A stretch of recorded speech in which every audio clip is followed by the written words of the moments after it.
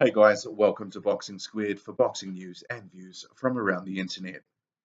As you might have caught up with, Joseph Parker is currently in the UK on a whistle-stop promotional tour before he heads to training camp in Las Vegas.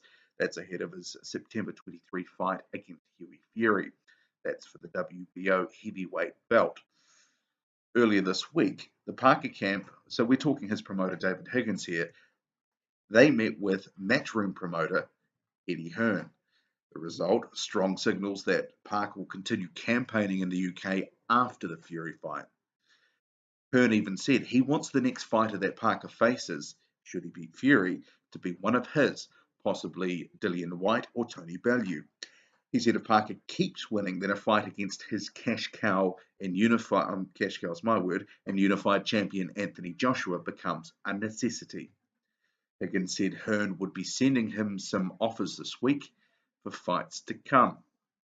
Okay, so this is where we cue a bristling Hughie Fury. Yesterday there was a press conference in the UK, and that was between Hughie Fury and Joseph Parker, obviously to promote the upcoming fight. Fury was not happy. He let it be known at the press conference that the Parker camp was obviously looking through him and underestimating him. He warned everyone present, take me serious.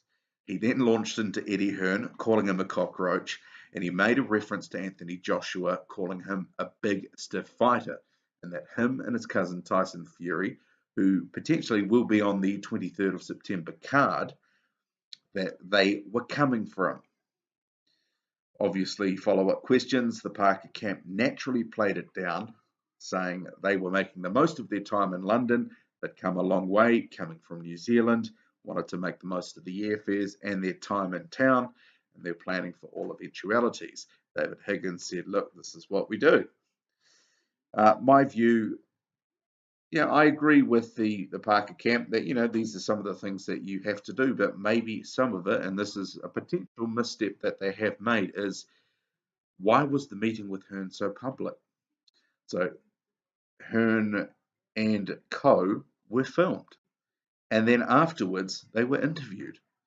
I mean, I haven't really seen that sort of thing before on quite so a public scale.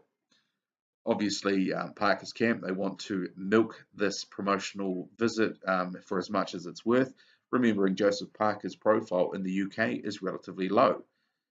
In the US, it's even lower. So they need to get some publicity for the champ so then they can sell the fight.